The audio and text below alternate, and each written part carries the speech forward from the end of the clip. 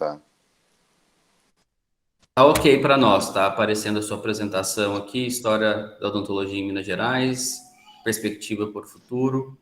Então, nós estamos aqui com Tranquilo. o presidente do Conselho Regional de Odontologia, Dr. Rafael Mota, que gentilmente está conosco para conversar sobre as questões relativas à legislação e o futuro da profissão. Vocês que estão acompanhando e que vão acompanhar posteriormente no YouTube, a gente agradece a disponibilidade do Dr. Rafael. Eu vou só mudar minha conexão aqui rapidamente, só um minutinho.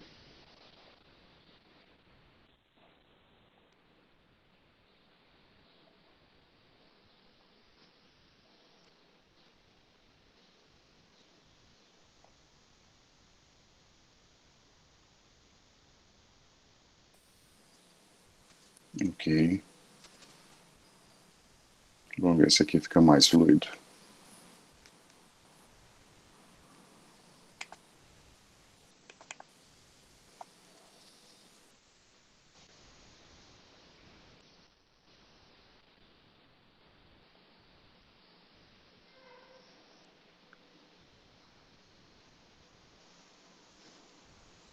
Ah, ok. Tá projetando, Vinícius? Perfeitamente, certinho. Ok, pessoal. Então vamos começar aqui com a apresentação. Uma apresentação que a gente traz um pouquinho de história da odontologia, né?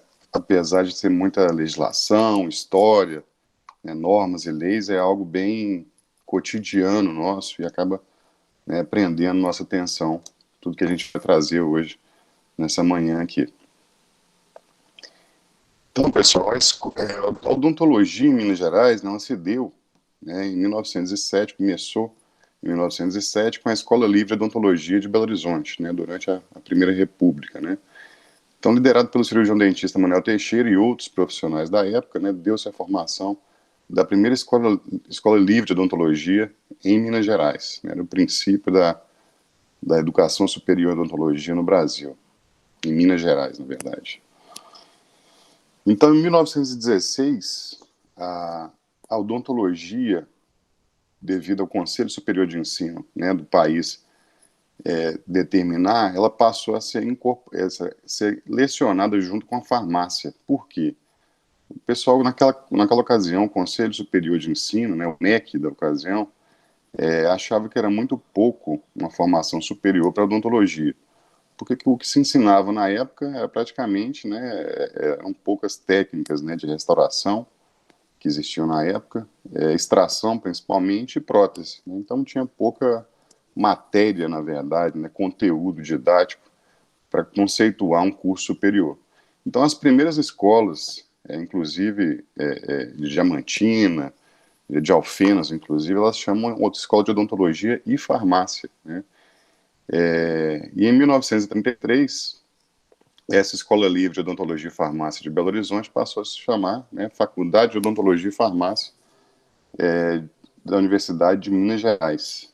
Então, somente depois da regulamentação da odontologia como profissão, depois da década de 60, que a odontologia passou a ser denominada somente Faculdade de Odontologia, né? Então, as primeiras faculdades da região, né, de Alfenas, aí, de Diamantina, de Belo Horizonte, elas tinham essa dupla formação, né, odontologia e farmácia. A farmácia que ainda ficou, né, no nosso cerne, na nossa formação superior. E no final dos anos 50, ainda não havia regulamentação das profissões no país, praticamente. A odontologia, a medicina, a farmácia, então não eram regulamentadas por lei federal. Então começou também um movimento da odontologia brasileira para a regulamentação da profissão, né? Porque já existia a formação superior, não haviam tantas pessoas formadas em nível superior no Brasil, mas já existia aquela necessidade da regulamentação da profissão, das profissões, na verdade, da medicina, da odontologia. E o governo federal é que fiscalizava, né, o serviço da odontologia em todo o país. Então, tinha o Serviço Nacional da Fiscalização da Odontologia, e isso era uma grande despesa para o governo federal, e ele também não queria essa atribuição, né, porque ele queria que os próprios profissionais que se fiscalizassem, né, uma autotutela, na verdade, inclusive uma tutela ética. Então, o governo federal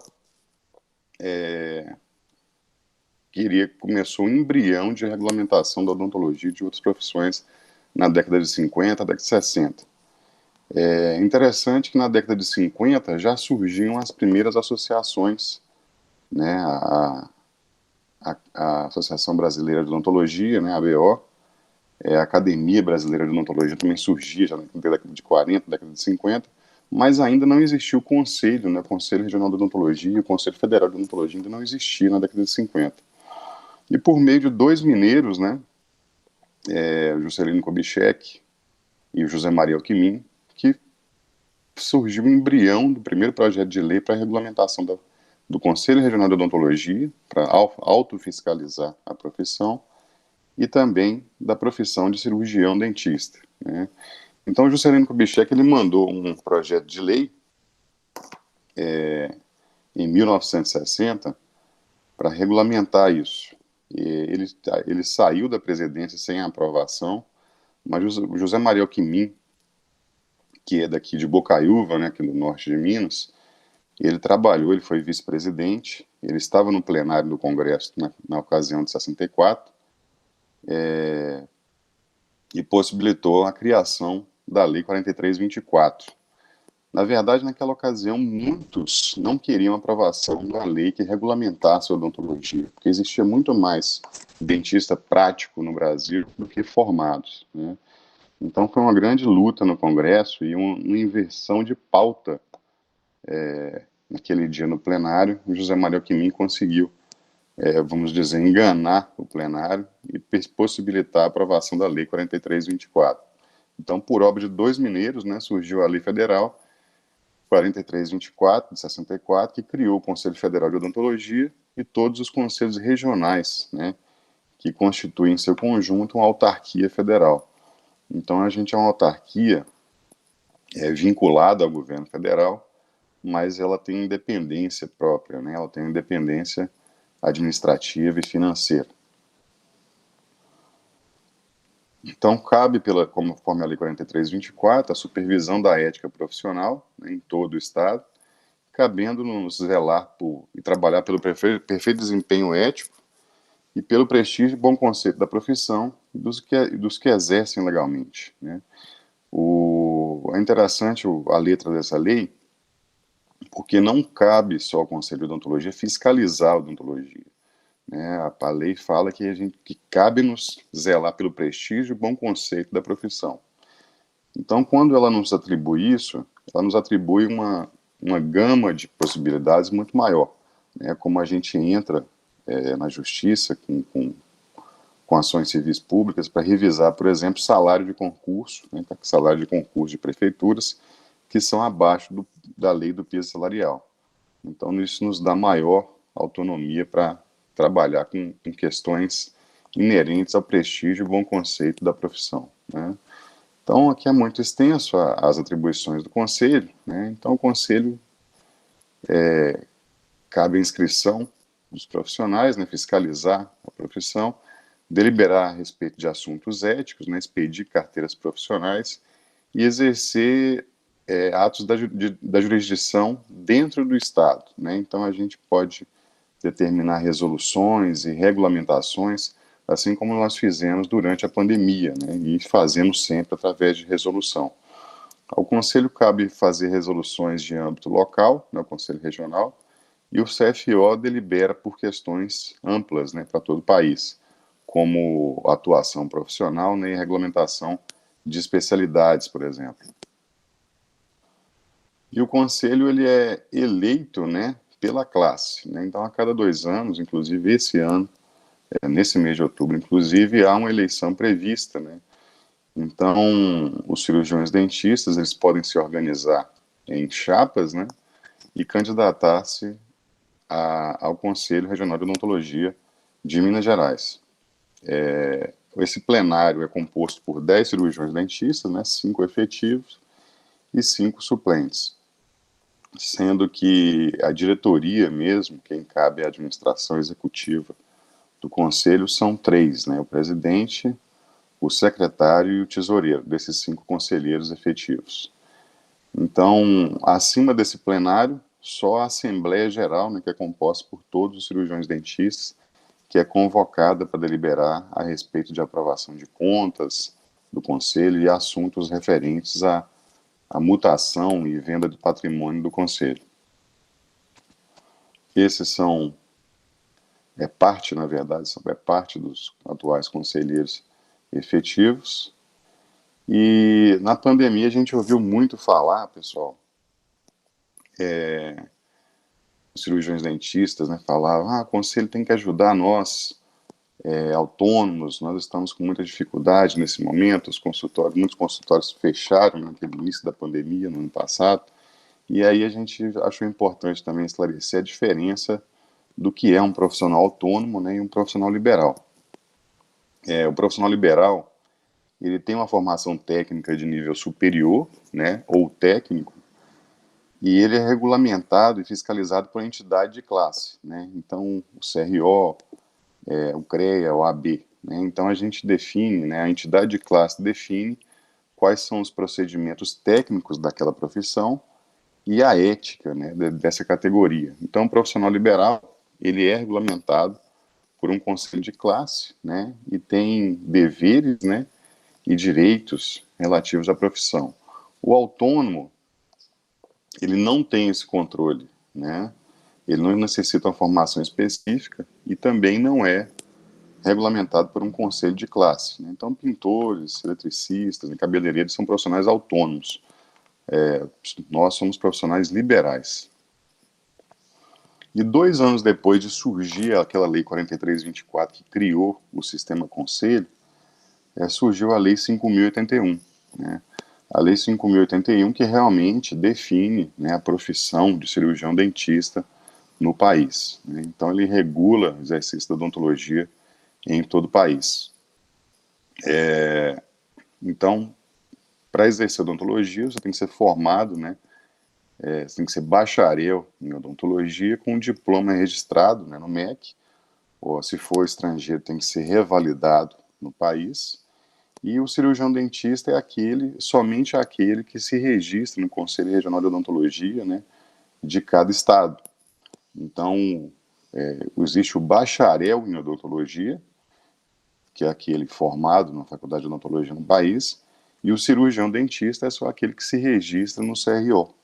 Então, tem muitos professores, por exemplo, que não exercem atividade odontológica clínica, né, estão só na docência, que são só bacharéis em odontologia, eles não são cirurgiões dentistas, né, porque cirurgiões dentistas são só aqueles que se registram no conselho. E essa lei 5.081, que é uma lei muito ampla, que nos dá muita autonomia de regulamentação com resoluções, por exemplo, compete ao cirurgião dentista, né, praticar todos os atos pertinentes à odontologia, decorrentes de conhecimentos adquiridos no curso regular, né, que é o curso de graduação que vocês estão, e cursos de pós-graduação. Então, o primeiro inciso, né, do artigo 6º da Lei 5.081, ela não põe limites da área de atuação do cirurgião dentista, né, e nem define qual é a área de atuação, com limites específicos. Então, isso permite que o CFO edite normas, né, as resoluções, que vão determinar qual é a área de atuação, quais são as especialidades, né, e quais são os limites da odontologia. Então, cabe também ao cirurgião dentista prescrever e aplicar especialidades farmacêuticas, né, de uso interno e externo indicadas para odontologia. Então, não há limite também de prescrição farmacêutica na odontologia, desde que tenha indicação na nossa área, né? Então, a gente pode prescrever uma ampla gama de fármacos aí. Existem alguns poucos limites, na verdade, definidos por uma resolução, né, uma RDC do Ministério da Saúde, né, o antirretrovirais, por exemplo, e alguns medicamentos são restritos, mas não há limites claros, né, definidos da atuação farmacêutica do cirurgião dentista. Então, cabe também a nós atestar, né, emitir atestados odontológicos, né, para estados mórbidos, né, inclusive para justificação de faltas, proceder com a perícia odontolegal, aplicar anestesia local e troncular, empregar analgesia e hipnose, né, desde que tenha a devida habilitação na área.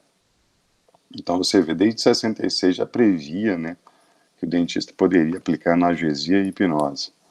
Então, algo muito importante também que ficou da nossa formação farmacêutica, né, formação histórica nossa farmacêutica, que é permitido ao cirurgião dentista manter no seu consultório laboratório de prótese, aparelhagem e instalação para pesquisas e análises clínicas, né? Então você vê que o cirurgião dentista, dentro do seu consultório, ele pode ter um laboratório de pesquisas e análises clínicas,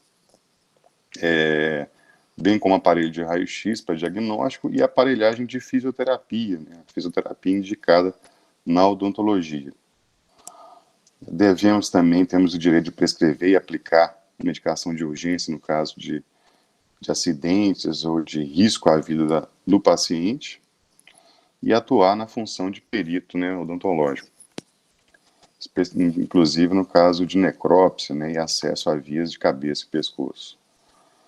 Então, como eu falei, como a nossa lei é muito ampla, né, ela nos permite praticar todos os atos da odontologia decorrente de conhecimentos adquiridos no curso regular ou em cursos de pós-graduação. Eu, por exemplo, eu não tive formação em implante, né, implantodontia, na minha graduação. Então, eu fiz um curso, né, um aperfeiçoamento de 180 horas, não foi uma especialização, de 180 horas para poder atuar na área de implantodontia, né. E como a nossa lei é muito abrangente, o CFO sempre tem autonomia de editar resoluções atualizando a área de atuação do cirurgião dentista, né, como a gente vê aí na tela, a resolução 98, né, do Conselho Federal, que reconheceu a harmonização facial como uma nova especialidade odontológica. E há uma ampla, né, variedade de especialidades odontológicas, né. Então temos aí toda a listagem das especialidades, né, com a cirurgia bucomaxilofacial com 3.000 horas, né, implantodontia também, a ortodontia com 1.500 horas, né, então uma ampla variedade, né, de exigências, né, de carga horária para registro no Conselho Federal de Odontologia. E é importante trazer o conhecimento que existem diversas modalidades de cursos de pós-graduação. Né? Quando a lei nossa fala que tudo que a gente aprende na graduação e pós-graduação a gente pode exercer, é importante falar que pós-graduação não é só especialização. Né? Como eu falei mesmo, eu fiz um curso de aperfeiçoamento com 180 horas para poder, né, fazer a prática da implantodontia. Né? Então a gente vê muito hoje o pessoal saindo da faculdade e fazendo um curso de final de semana, de poucas horas, para atuar numa área específica, né? Que a gente cita muito, igual, por exemplo, Botox. Então o pessoal sai louco da faculdade para já aplicar Botox, algum preenchimento, e faz um curso de final de semana, né? É importante falar que legalmente esses cursos com carga horária menor que 30 horas, eles não têm validade jurídica, né? Então se o colega sai, se o recém-formado sai e faz um curso de final de semana de 2 dias e sai aplicando Botox, se ele tiver uma intercorrência e for questionado judicialmente alguma imperícia que foi cometida, ele não vai estar resguardado legalmente, né? Porque cursos de pós-graduação existem em 3 modalidades, né? Que são cursos de extensão, com carga horária de 30 a 120 horas, curso de aperfeiçoamento com carga horária de 180 horas, e cursos de especialização, que são aqueles acima de 360 horas, né? Então, quando vocês saírem formados ou procurando por alguma formação, tenha certeza que vocês estão fazendo um curso de pelo menos 30 horas, que vai dar o amparo legal, né, para vocês fazerem um procedimento, caso vocês não tenham aprendido ele na graduação. Importante falar também que esses cursos só têm validade se eles forem, né, chancelados, né, tiver um diploma emitido por uma instituição de ensino superior. Para cursos livres realmente de aprimoramento técnico, por exemplo, quero fazer um curso de lente de contato dental, quero me aperfeiçoar nessa área. Aí você não precisa de diploma, porque prótese e dentística vocês já aprenderam na graduação. Então você pode fazer um curso livre para aprimoramento técnico, né? Para aquela formação que você não teve na graduação, não está no seu diploma, né, no seu currículo, aí sim você precisa de um curso de, no mínimo, 30 horas e um diploma que é realmente validado por uma instituição de ensino superior. Então, isso é muito importante falar, porque tem muito colega sendo pego de surpresa, né, nesse sentido. Tem vários e vários cursos, vários diplomas, mas muitos deles não são validados por uma instituição de ensino superior e não tem um amparo legal, né, na área da harmonização no facial, por exemplo. O artigo 7º da Lei 5.081 nos impõe as vedações, né, as nossas proibições, né? Então, não podemos expor em público trabalhos odontológicos, né, e usar de artifício de propaganda para granjear a clientela. Anunciar a cura para doenças que não haja o tratamento eficaz. O exercício de mais de 2 especialidades, na década de 60, parecia inconcebível, né? Então, o CFO editou uma resolução 95 que autorizou o registro de mais de 2 especialidades, né, modificando, tornando a permissão registrar mais de 2 especialidades. Consultas mediante correspondência, rádio e televisão também são proibidas. E aí, nessa pandemia, a gente se valeu da necessidade de fazer o telemonitoramento dos pacientes, né? Então, a consulta... Deixa eu voltar aqui para trás. Por que a consulta, a teleconsulta, ela é proibida? Porque na odontologia, a primeira consulta ao paciente, né, a inspeção inicial, a anamnese, definição de tratamento física, ela é imprescindível. Por isso que a consulta remota é vedada, né? Mas o telemonitoramento, ele é possível, né? Então, depois que instituído um plano de tratamento, a consulta inicial, você pode sim fazer um telemonitoramento com o paciente, uma videoconferência, saber a condição dele e, já conhecendo sua condição física, modificar uma prescrição, uma instrução ao paciente. Então,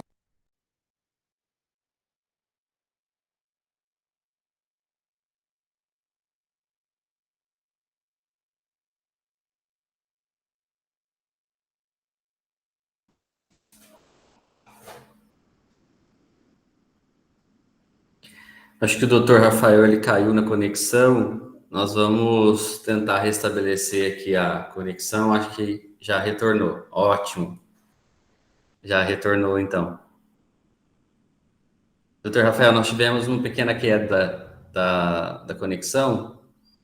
O senhor estava falando justamente dos cursos livres, então deu para acompanhar essa parte aqui, falando do cirurgião dentista, aquilo que ele adquire na sua formação, falou sobre aquilo que era vedado também, segundo a Lei 5.081. O senhor está me ouvindo, doutor? Como é que está aí? Tranquilo? estou ouvindo sim, estou ouvindo sim. Ótimo, ótimo. Então, nós Eu vou... estávamos falando das vedações lá da Lei 5.081 e as suas atualizações para o contexto mais atual. Isso, eu falei da teleconsulta, chegou a pegar a parte da teleconsulta, não?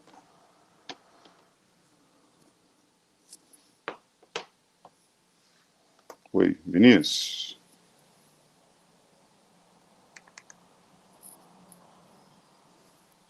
Oi. Para mim, você começou a falar dela. Sim, sim. Ah, sim. Ele começou a falar da vedação. O doutor Rafael começou a expor que a consulta é feita no consultório, então a gente não faz teleconsulta, mas o telemonitoramento com aquela avaliação remota e acompanhamento e monitoramento das condições clínicas já sabidas mediante uma consulta presencial. Exatamente. Então, beleza, vamos continuar. É também vedado, né, o anúncio de prestação de serviço gratuito no consultório, né, então consulta grátis, limpeza grátis, isso é proibido, né, até por questão de equidade, né, divulgar benefícios.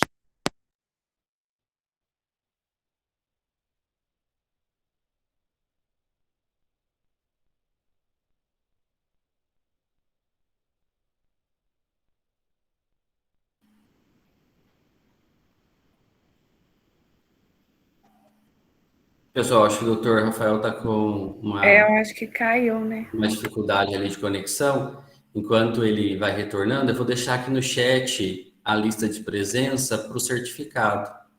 Então, nós vamos colocar aqui no chat, enquanto o doutor Rafael vai compartilhando a tela ali conosco novamente, a gente vai colocar aqui para vocês preencherem um formulário para depois emitir o certificado da participação dessa atividade, tá bom?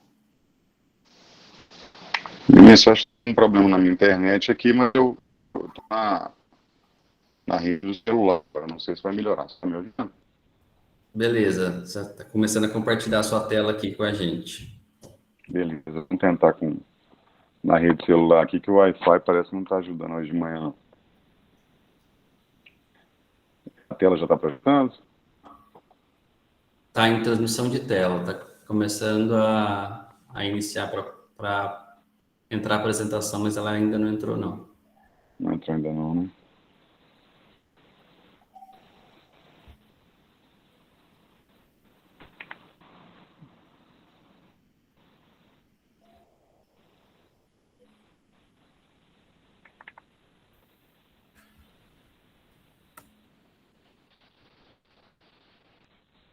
Apareceu aí? Ainda não? Ainda não. A sua voz está tranquila, é só a apresentação que ainda tá entrando ainda. Deixa eu parar aqui e voltar novamente.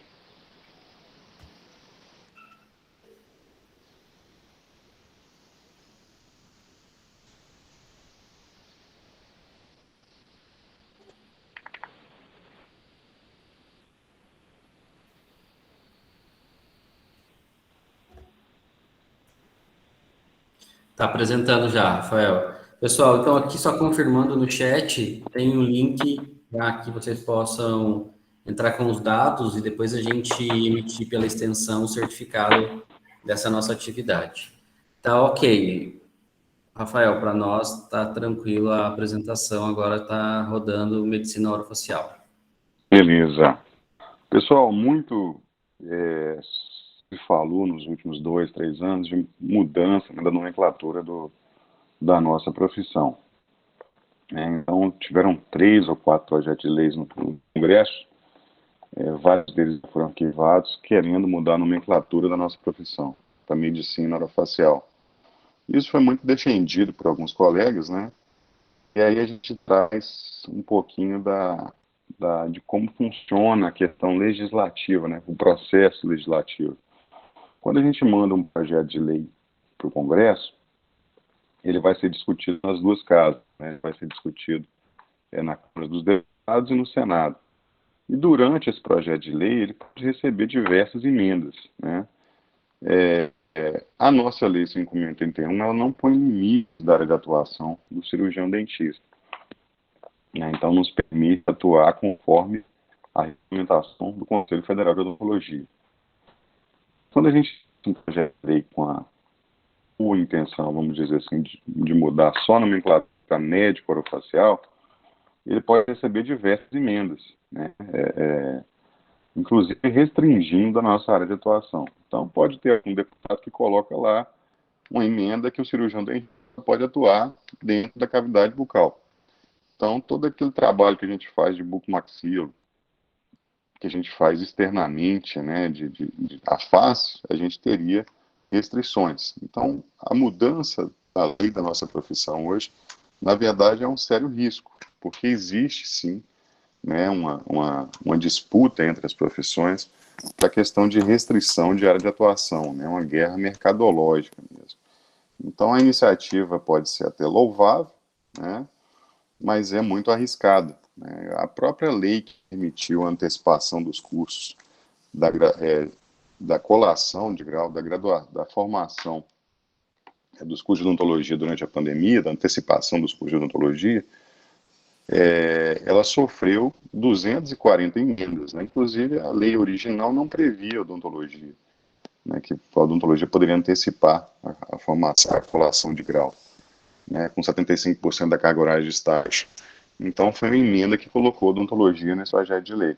Então, por isso que o Conselho Federal de Odontologia, o CRO, eles não aprovam, né? Eles não apoiam esse projeto de lei que muda a nomenclatura do nome da nossa profissão, entre outras coisas, né? Porque esse projeto de lei também ele muda o tempo de formação curricular para uma duração mínima de 6 anos. Mas isso não precisa estar embutido na lei, né? A nossa lei principal, 5.081, não tem isso. Por quê? Basta mudar a diretriz curricular nacional, né, a DCM, para mudar o tempo do curso de odontologia. Não precisa embutir isso na lei, né, travar isso na lei. E como eu falei, a odontologia ela vai mudando, né, ela é mutante, né, ela vai se transformando com o tempo e conforme as resoluções do CFO, porque não tem limite na própria lei. Então, você vê que em 2011, o CFO proibiu, né, o uso da toxina botulínica, né, para fins estéticos na odontologia. Então, proibiu o uso de ácido hialurônico, né, até que tivesse melhores comprovações científicas, e proibiu o uso de toxina botulínica, né, em 2 de setembro de 2011. Pra vocês terem ideia, nessa ocasião, em 2011, eu fazia uso da toxina botulínica, né, eu fiz meu primeiro curso para uso do Botox, mas eu usava Botox praticamente para tratar sorriso, né, gengival, e também alguns casos de DTM. Eu fiz meu primeiro curso de Botox em 2006. Né? Então, em 2011, já tinha 5 anos que eu usava Botox e foi proibido pelo Conselho Federal, né, o uso para fins estéticos na ocasião. Né? Eu usava somente para fins terapêuticos na ocasião. E aí, pela própria evolução das normas, né, o Conselho Federal, pela resolução 145 e 146, permitiu, né, o uso da toxina botulínica e o ácido hialurônico para fins odontológicos, né, e vedou para fins não odontológicos. Né? Então começou a ter uma maior liberação. E em 2016, né, pela resolução 176, né, o CFO finalmente mesmo permitiu, né, o uso da toxina botulínica e preenchedores faciais, né, para fins terapêuticos funcionais e também estéticos, né? E definiu também nessa resolução a área de atuação do cirurgião dentista para essa finalidade estética, né, na harmonização da facial. Então, para fins estéticos na harmonização da facial, a área de atuação do cirurgião dentista é do ocioide até o ponto naso e anteriormente ao tragus, né, sendo autorizado no terço superior da face procedimentos estéticos, né, mas esse limite definido ele não é do cirurgião dentista. Esse limite da 176 é para finalidade estética na harmonização na facial. O bucomaxilo, por exemplo, ele faz o escolamento, né, muito além dessa área, né, descolamento de tecidos, acesso abaixo do ocioide também é comum ao bucomaxilo, né, intervenções além dessa área definida na 176. Muita gente confunde essa área de atuação como do cirurgião dentista em geral, mas não é só para fins estéticos, né, na harmonização orofacial. E com a evolução da norma, né, em 2018, a gente redigiu, né, eu mesmo redigi uma nota técnica que permitiu a divulgação de imagens de antes e depois. Então, devido ao crescente uso de redes sociais nos últimos anos, nessa última década, A gente criou um entendimento através dessa nota técnica que a divulgação de imagens de antes e depois, ela seria equivalente a um portfólio, né, daqueles tratamentos que você executa no seu consultório. Então, na década de 80, na década de 90, muitos dentistas na sua sala de espera tinham um catálogo, né, com aqueles casos clínicos, né, sem identificar o paciente, de sucesso na ortodontia, por exemplo, na prótese, e o paciente poderia folhear aquilo, né? Então a gente comparou o uso de redes sociais a isso, a esse portfólio fechado que os dentistas tinham no seu consultório. Então a gente fez essa nota técnica que mudou tudo na odontologia e na área da saúde em 2018. Então a gente comparou da seguinte forma, que os perfis privados em redes sociais, né, o álbum de fotos virtuais, que necessitassem de aprovação, né, para visualização das fotos e postagens, eram considerados portfólios pessoais, né, isso em 2018. Então, se você tivesse um perfil fechado do Facebook na ocasião que a gente fez isso, e do Instagram, que ainda estava incipiente, se você aprovasse quem te seguisse, quem era seu amigo, a gente permitia que naquele ambiente fosse divulgado fotos de imagens de antes e depois, né? E essa utilização dessas imagens tinha que ter um mínimo de uma instrução legal básica, né? A gente autorizava a divulgação dessas imagens desde que tivessem as seguintes recomendações, né? Que as imagens eram meramente ilustrativas, que os resultados podiam variar conforme o caso clínico, que as técnicas e procedimentos divulgados naquela imagem, às vezes, não podem ser reproduzíveis, né? Aplicáveis em todos os pacientes, e que a utilização dessas imagens estava restrita, né? À autorização expressa, né, do paciente, e sendo vedada a reprodução do paciente. Hoje a gente vê a divulgação de imagens de antes e depois de forma muito indiscriminada, né? A gente não vê essas recomendações legais que são necessárias em cada divulgação de foto nos perfis dos colegas, né? Isso nos traz muita preocupação, porque há uma promessa de resultado que pode ter um revés judicial ao paciente, ao dentista, ao colega, no caso de judicialização, né? Mas essa nota técnica nossa em julho de 2018, que eu redigi na ocasião, ela foi o primórdio de uma ampla discussão se deveria ser autorizado realmente o antes e depois. O Conselho Federal de Odontologia, inclusive, eles nos deu uma ordem expressa que revogasse essa nota técnica depois de quase 2 meses. Mas, devido à ampla repercussão que houve no estado de Minas, em todo o país, o CFO, 6 meses depois, né, acabou adotando o nosso entendimento da nota técnica e lançou, né, a resolução 96, que autorizou a divulgação de imagens, né, de diagnóstico e resultado. E foi o primeiro Conselho da Saúde que permitiu a divulgação dessas imagens.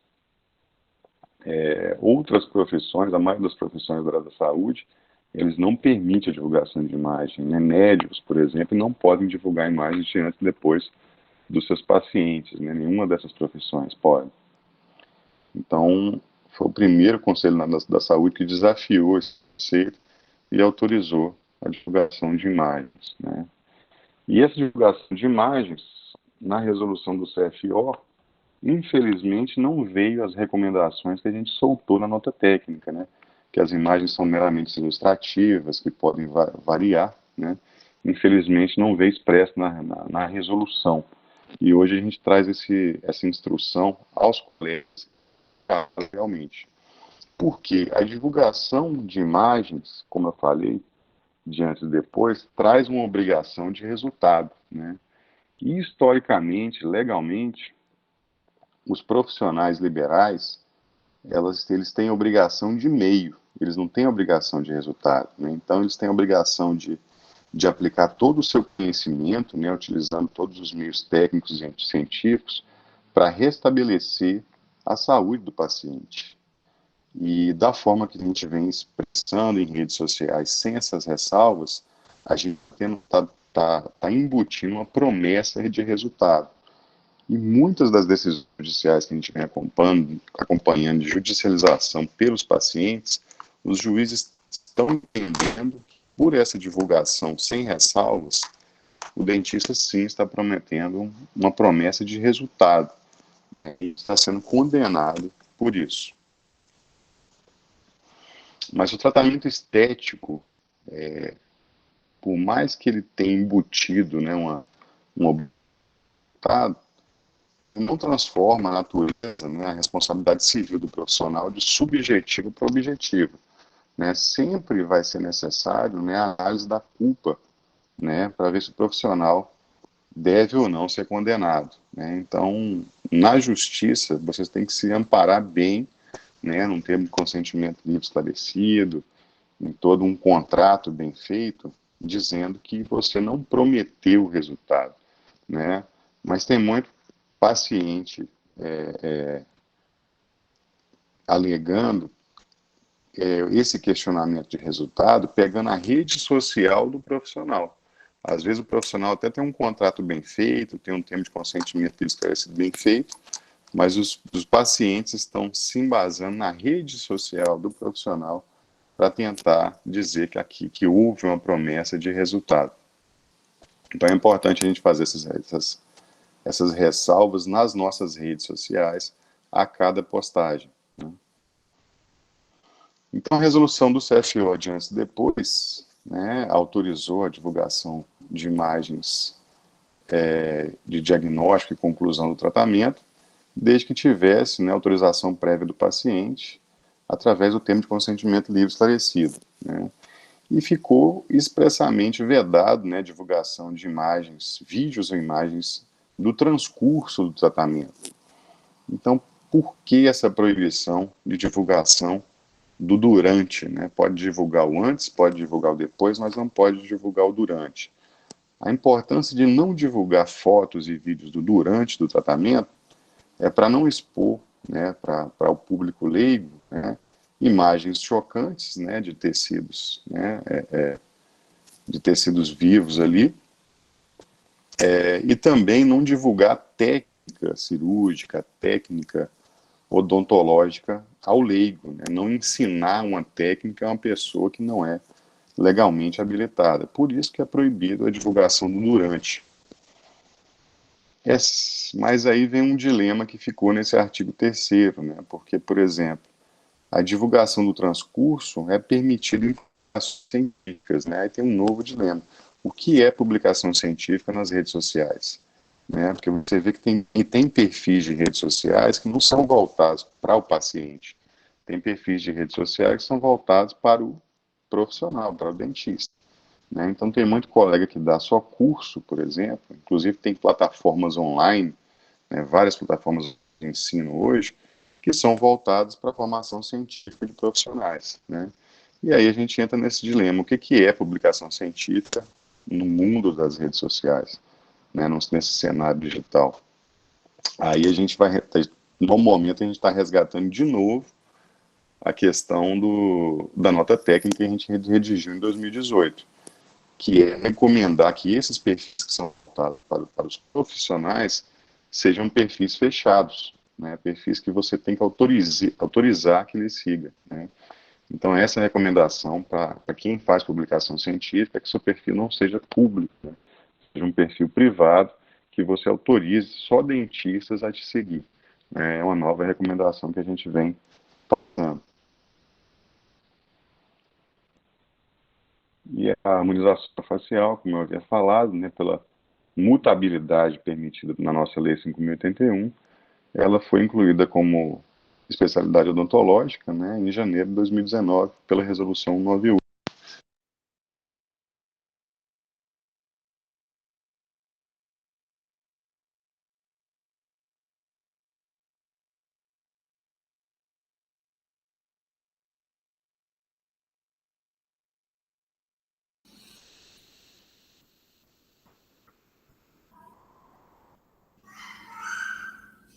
Estamos de volta de novo.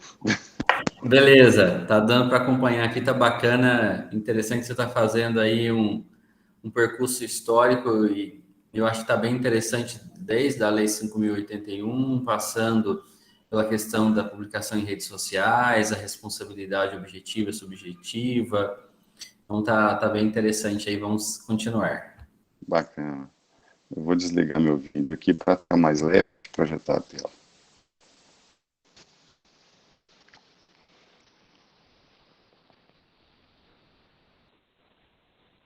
Ok.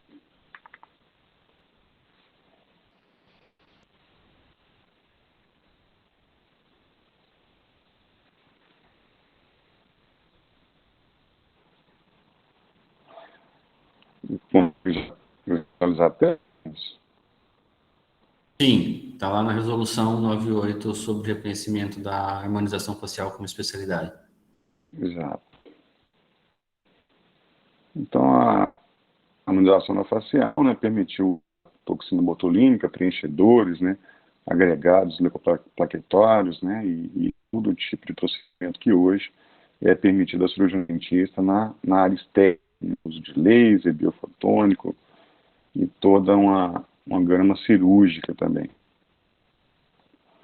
E aí, muito foi questionado, né, por algumas sociedades médicas, que o dentista infringia, né, o ato médico ao atuar na harmonização facial.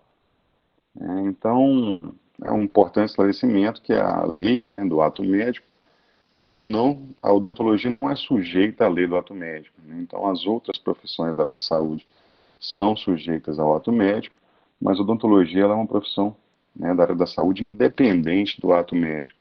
Né? Então, muito das ações judiciais que foram entradas pelas sociedades médicas não evoluíram para operar, porque a nossa Lei 5.081 não impõe limites de área de atuação, e a segunda coisa é que o ato médico, a lei do ato médico, ela não abrange a odontologia.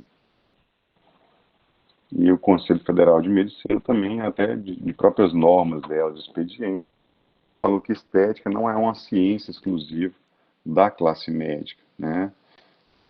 E desde 2019, a gente discutiu muito com o Ministério Público de Minas Gerais essa questão da lei do ato médico. Né? Então, esse ano, em abril, a gente construir, junto com o Centro de Apoio, né, de Defesa da Saúde do Ministério Público, o entendimento que a odontologia não se sujeita ao ato médico e que as denúncias relativas à invasão da área de atuação da medicina não deveriam prosperar. Né? E o Ministério Público emitiu esse parecer jurídico nesse ano, em abril, que encerrou o assunto em Minas Gerais. Né? Então, a área de atuação do cirurgião dentista depende única e exclusivamente da regulamentação do Conselho Federal de Odontologia. E aí, pessoal, esse ano teve uma divulgação muito maciça, né, de cursos de modelação de orelha, né, de fechamento de orelha de abano. Né? Então, houve a proibição, né, desse tipo de tratamento pelo TFO, porque ainda não há evidências científicas suficientes, né, há uma segurança que autorize o CFO a permitir isso como um procedimento odontológico, apesar de ser um procedimento relativamente simples, né. Então o pessoal muito falou, mas a orelha não é área de atuação do cirurgião dentista. Sim, a orelha é área de atuação do cirurgião dentista, né. Prova disso que o bucomaxilo opera nessa área, e inclusive há uma especialidade odontológica desde 1968, né, a especialidade de prótese bucomaxilofacial, né, com formação mínima de 500 horas para conceituar a especialidade. Então, eu, na minha formação de graduação, por exemplo, eu fazia a confecção de próteses, né, de olho de vidro, né, fiz estágio na minha formação de graduação, né, e a reestruturação de perda de orelha, né, de outras partes da face, né, através de prótese bucomaxilofacial, é uma realidade desde 1968. É interessante falar que hoje no estado de Minas isso é uma arte que praticamente se perdeu. Né? Hoje, no estado de Minas, a gente só tem 4 especialistas em prótese bucomaxilofacial. Você vê como essa área, né, ficou uma área esquecida, né? Mas a atuação deles no restabelecimento da face de pacientes acometidos por câncer, principalmente, isso é fantástica, né? É maravilhosa a atuação deles. E aí é o procedimento de orelha que está proibido, né, como procedimento odontológico no momento pelo CFO, porque ainda não há evidência científica da segurança desse procedimento. É um procedimento muito simples, né, com 3 incisões ali, você passa um fio de nylon e traciona a orelha para ela voltar, né, para ela ficar esteticamente mais agradável, vamos dizer assim. É um procedimento que no momento está proibido, mas que pode vir a ser regulamentado ainda pelo CFO. Né? Como eu falei, em 2011 o Botox foi proibido. Né? Em 2014 houve uma maior permissão, em 2016 foi permitido. Então a evolução da odontologia ela é gradual. Né? E para trabalhar, inclusive, nessa evolução da área de atuação do cirurgião dentista, a gente criou, né, esse ano, no mês de julho, um comitê permanente, né, em Minas Gerais, para discussão da área de atuação da odontologia. Né? Então, há muitas vertentes, né, novas áreas de atuação que ainda precisam ser discutidas na odontologia. Né? Como eu falei, o cirurgião dentista, ele não tem muitos limites de prescrição medicamentosa e de área de atuação. Né? Por exemplo, por que o cirurgião dentista ele não faz o tratamento oncológico do paciente? Né? Porque pela lei, por nossa permissão legal, a gente poderia fazer o tratamento oncológico do paciente também, mas ainda não fazemos. Né? Então, a odontologia oncológica também é uma área de atuação que vem sendo discutida. Né? Outra discussão que vem desde o início da década de 90, e que a gente nunca enveredou nessa área, mas há muitos profissionais atuando nessa área desde o início da década de 90, no Rio de Janeiro, tratamento de canal de cavalos, né, de corrida, cavalos caros, né, de hipismo, ela é feita por cirurgiões dentistas desde o início da década de 90. A veterinária, ela não atuava nessa área, não tinha especialização lógica na veterinária, né? Então, tratamento de cavalos, né, premiados, né, em hipódromos do Rio de Janeiro chegam a custar R$ 20.000 um tratamento de canal, né? E nunca se regulamentou a especialidade odontológica em veterinária, né? Da mesma forma que o veterinário faz uma especialização para atuar na área odontológica, o cirurgião dentista poderia fazer uma especialização para atuar na área veterinária, né? Mas isso ainda não foi discutido e regulamentado, apesar que há alguns colegas que atuam nessa área, né, como eu falei, desde há mais de 20 anos, 20, 30 anos, no Rio de Janeiro, por exemplo, e em outros estados. Então, esse comitê permanente é para discutir essas novas especialidades e novas áreas de atuação da nossa profissão. É importante trazer um conhecimento que são poucas as profissões que podem prescrever, que têm direito à prescrição. E por que eu trago essa informação? Porque a gente vê muitos profissionais atuando na harmonização orofacial, por exemplo. Biomédicos, enfermeiros, né, e farmacêuticos, e a gente até preparou um parecer jurídico para trazer para a classe a respeito disso. Né? Então, quem tem direito à prescrição são só esses profissionais que estão em tela. Né? Os médicos têm prescrição irrestrita, os cirurgiões dentistas podem prescrever tudo pertinente à odontologia, né?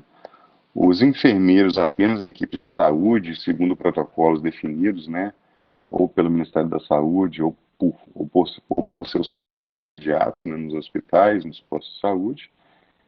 Os farmacêuticos têm a prescrição limitada, né, um protocolo interno deles. Os médicos veterinários, para uso exclusivo em animais. E os nutricionistas podem prescrever somente suplementos, né, e fitoterápicos. Então, o que acontece?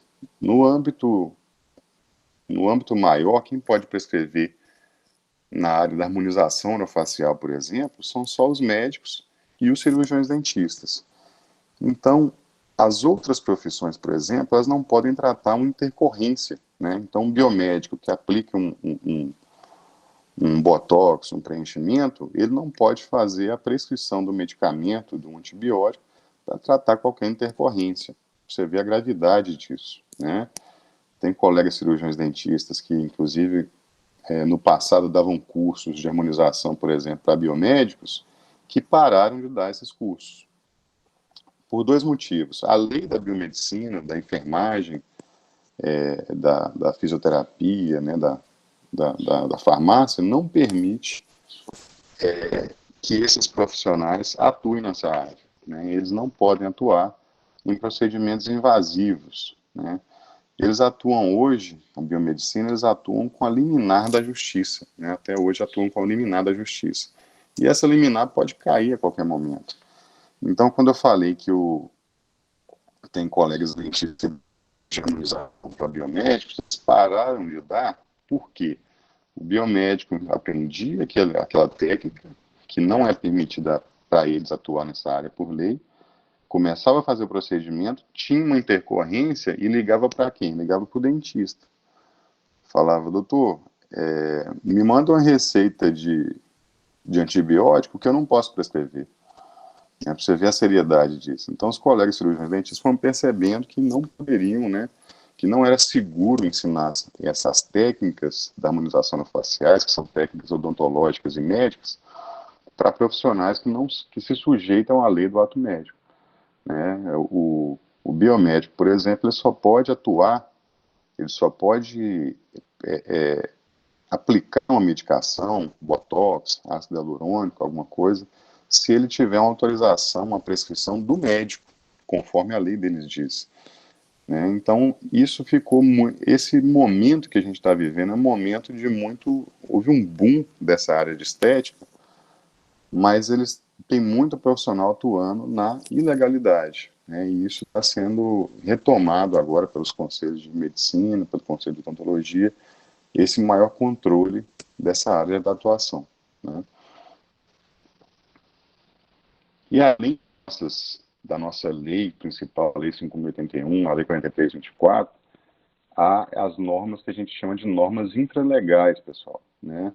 Então, o Conselho de Odontologia, ele define, né, o funcionamento do Conselho de Odontologia, ele se define pelo regimento interno, né? O regimento interno do Conselho de Odontologia de Minas pode ser diferente do da Bahia, do Distrito Federal, do Rio de Janeiro. Então, são normas que definem como funciona o CRO de Minas, né? Então, por exemplo, uma coisa importante trazer, que o cirurgião dentista, quando elege os conselheiros, né, nós conselheiros do Conselho Regional de Odontologia de Minas, você não elege quem é o presidente, quem é o secretário, quem é o tesoureiro. Você elege uma chapa, né, que é o que está acontecendo nesse momento eleitoral agora, na eleição de 30 de outubro. Então você elege a chapa 1, a chapa 2, né, você escolhe a chapa, mas durante o procedimento de posse, né, na posse em janeiro, que aqueles 5 conselheiros se candidatam internamente e se votam, né, quem é o tesoureiro, quem é o presidente, quem é o secretário. E isso é definido pela norma do regimento interno. Além do regimento interno, o conselho edita 3 tipos de documentos, né, de atos, né? É a decisão é um ato interno do conselho, né? É um ato que não influi muito na classe odontológica. É uma coisa mais, um ato mais para regulamentar o funcionamento interno do conselho, o plano de cargo do conselho, o salário de funcionário, as normas internas de funcionamento. O que vai impactar diretamente na vida dos profissionais, né, dos colegas, dos estudantes, né, são as resoluções. A resolução é um ato que estabelece, né, normas de caráter geral para a classe, né? Então, por exemplo, essa resolução 9 de 2020 autorizou, né, ao dentista aplicar e a assinatura de laudos pertinentes a isso. O próprio Código de Ética Odontológica, ele é uma resolução, né? A Resolução 118 de 2012. Então é muito importante cada resolução que é expedida pelo Conselho Federal e pelo Conselho Regional de Odontologia, né, ser de conhecimento do cirurgião dentista para ele não ser pego desprecavido, né? E a ética, pessoal, ela é esse balanço, né, esse equilíbrio daquilo que você quer fazer, do que você pode fazer, do que deve fazer, né? É um conjunto, né, de valores morais que orientam a conduta da nossa profissão. É agir dentro da legalidade e proceder sem prejudicar os colegas, né? Segundo o nosso Código de Ética, várias vedações, né, um anúncio de especialidades que não pode, né, que não possua. A divulgação de imagens de antes e depois foi autorizada pela Resolução 96, então há algumas resoluções que mudaram a Resolução 118 do Código de Ética, né? Criticar técnicas de outros colegas também é proibido, né, por uma questão ética e moral da nossa profissão. Então, a gente que recebe as denúncias éticas e julga as denúncias éticas do colega, os conselheiros do CRO de Minas, quando a gente já viu diversos casos, por exemplo, e tem um caso até recente engraçado, que a colega criticou o tratamento da outra colega por escrito para o paciente. Então, ela criticou por escrito e passou para a paciente. E a paciente voltou de volta a primeira que tinha feito, né, que recebeu aquela por escrito, né, criticando o tratamento feito.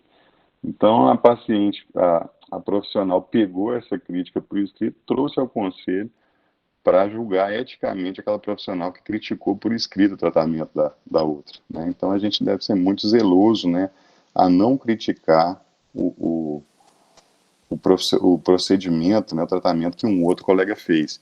Se você acha que aquele colega agiu incorretamente com algum paciente, você pode fazer essa denúncia, trazer esse questionamento para o CRO. Né? A gente acompanhou muitas denúncias recentemente, nos últimos anos, nos últimos 10 anos, de profissionais, por exemplo, que propunham, né, a extração de todos os dentes do paciente, né, dentes que às vezes poderiam ser recuperados, propõe a extração de todos os dentes e colocação de protocolo, né, superior e inferior, um protocolo total. Né, e isso chegou muitas denúncias desse tipo, né, profissionais que muitas vezes estavam procurando só uma questão financeira, né, e esquecia da questão ética, né. Então, outros colegas que acompanhavam, por exemplo, a questão periodontal do paciente por muitos e muitos anos, tinham essa documentação toda que os dentes eram rígidos, que eram dentes que poderiam, né, ser mantidos na boca do paciente, mas muitas empresas, né, vamos dizer assim, prometiam que o protocolo era a melhor coisa do mundo e o paciente, às vezes, ficava vendido nessa situação. Né? Então, várias denúncias desse tipo também chegaram. Né? Consultas e planejamento de tratamento online, como eu falei, é proibido, né? Publicidade e propaganda enganosa é proibido, então a gente tem que ter cuidado com nossas redes sociais, né? Sorteio, anunciar preço, esse tipo de coisa não pode ser feito também, na área da saúde em geral não pode ser feito, né? Porque promove uma concorrência desleal, né? Então, se todo dentista começar a anunciar o preço do seu tratamento, vira uma concorrência desleal. E o preço de tratamento, voucher, esse tipo de coisa, é proibido na área da saúde, até por uma questão de defesa do consumidor. Né? Você não pode determinar o preço de um tratamento, de alguma coisa, sem fazer o diagnóstico e o planejamento antes.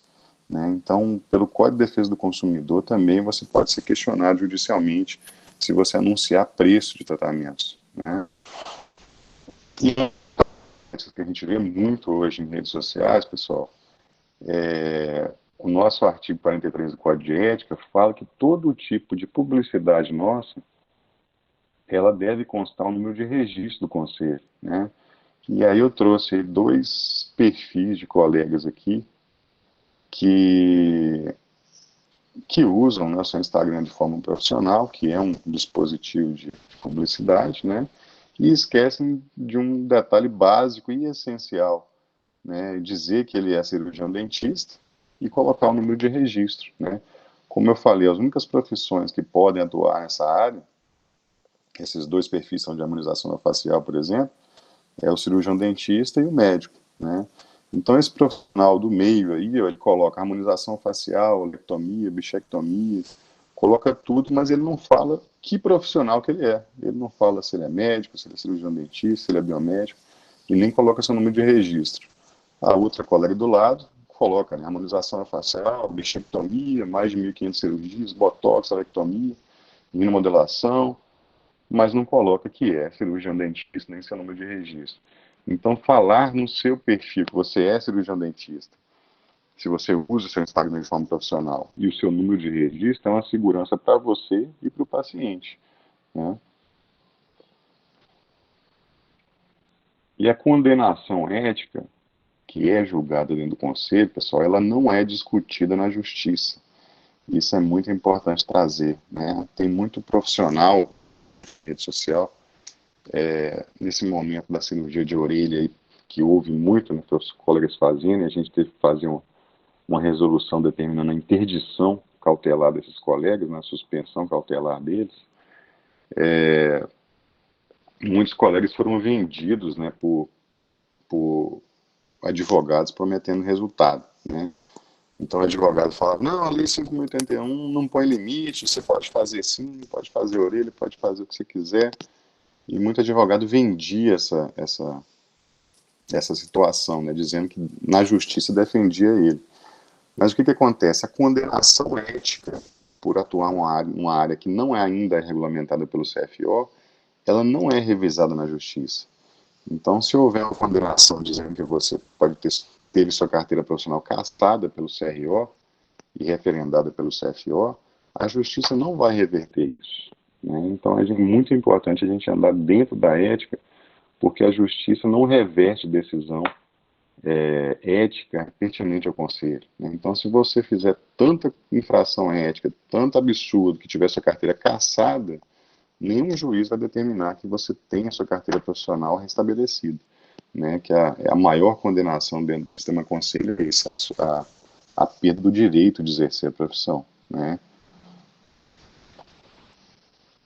Geral, né, também de redação minha, do professor, a gente criou uma dosimetria das penalidades éticas, né? Porque são 4 as condenações possíveis, né? Advertência confidencial, censura confidencial, censura pública, né? E a suspensão do direito de exercer odontologia, né? De forma temporária e permanente. Então a gente criou uma resolução que dita a dosimetria das penas dentro do conselho, né? Para que não houvesse uma condenação ética muito absurda que viesse somente da cabeça do conselheiro, né? Então, por essa resolução 04/2018, a gente criou algo semelhante ao Código de Trânsito Brasileiro, vamos dizer assim. Então, se você ultrapassa um sinal vermelho, a sua multa é essa e os pontos na sua carteira são esses, né? Então, o Código de Trânsito Brasileiro fala isso de forma dosimétrica, né, das penalidades. E a gente criou a semelhança disso, a gente criou essa resolução também que só existe em Minas, né? Então, se você divulga preços, por exemplo, a sua penalidade é essa e a sua multa é essa, né, para que não houvesse muitas discrepâncias, né, conforme viesse da cabeça o entendimento do conselheiro. Então, isso foi um marco muito importante dentro do sistema conselho e é o único CRO que tem essa dosimetria de pena para evitar abuso, né, dos conselheiros com algum colega cirurgião dentista, né. E o CRO atua constantemente também na defesa, né, dos direitos dos seus inscritos, né. Então, desde 2018 a gente já atua contra baixos salários, né, em concursos públicos, né, e várias decisões judiciais já determinaram a reversão, a correção desse salário e o cumprimento do cirurgião dentista, que é determinado pela Lei 3999. Falta de EPIs, insalubridade, né, no serviço público, em alguns empregos também a gente fiscaliza e denuncia o Ministério Público, que hoje a gente tem um termo de cooperação junto, né? Aí existe um projeto de lei também para controle de abertura de novas faculdades, que a gente já apresentou, inclusive há 15 dias atrás eu apresentei no Senado, para a gente conseguir essa regulamentação, para ter um maior controle de abertura de novas faculdades, né?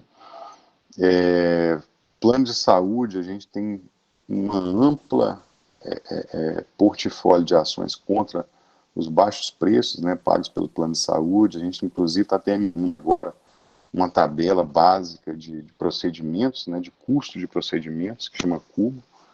Então, o CRO está trabalhando em diversas ações de forma a valorizar a odontologia, né?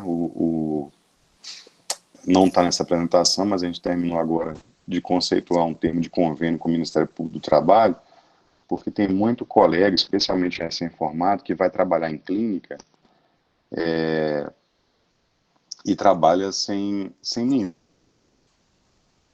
nada, acha que é normal receber uma porcentagem, um valor irrisório pelo dia de trabalho, e acha isso normal. Eu estou aqui nessa clínica só para pegar a mão, né, o que muitos colegas falam desde a época que eu formei. Mas é importante falar que o cirurgião dentista ele também tem que ter os seus direitos trabalhistas preservados, né? E o CRO agora, desde esse mês, firmou um termo de parceria com o Ministério Público do Trabalho, justamente para fiscalizar essas condições de trabalho, né? de aviltamento da profissão e não respeito aos direitos trabalhistas do cirurgião dentista. Tem muita oferta de emprego também em outros estados, às vezes, que prometem muitas coisas, e o profissional às vezes vai trabalhar em outro estado para ganhar um salário abaixo do piso salarial, né, e morar numa casa, num alojamento com outros profissionais e ter os seus direitos trabalhistas respeitados, né? O CRO também atua nessa proteção dos direitos do cirurgião dentista, né, dos seus inscritos.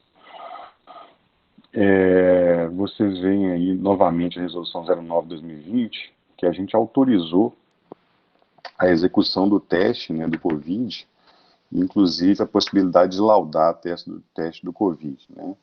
Você vê que o Covid hoje, por exemplo, a maioria dos exames é feita em cassete bioquímico, né?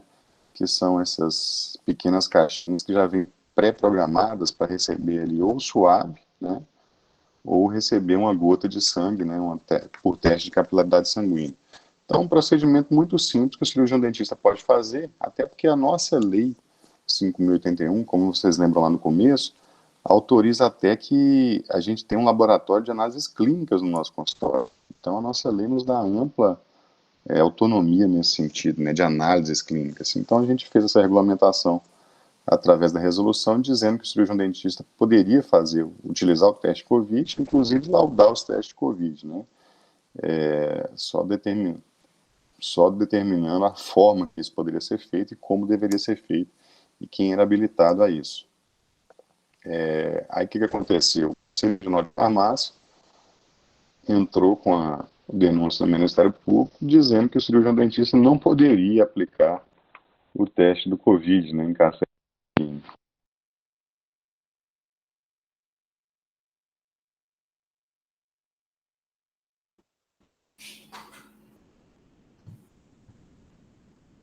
Rafael, acho que ele caiu, pessoal. Quem quiser. O doutor Rafael está voltando aí. Eu no chat coloquei a presença. Beleza, Rafael? Tá de volta aí? Estamos de volta, estamos quase lá. Beleza, vamos lá. Então, pessoal, a gente terminou. O dentista poderia aplicar. Sem problemas. Estava colocando a questão do cirurgião dentista poder laudar os testes, tá? E a ação do Conselho de Farmácia.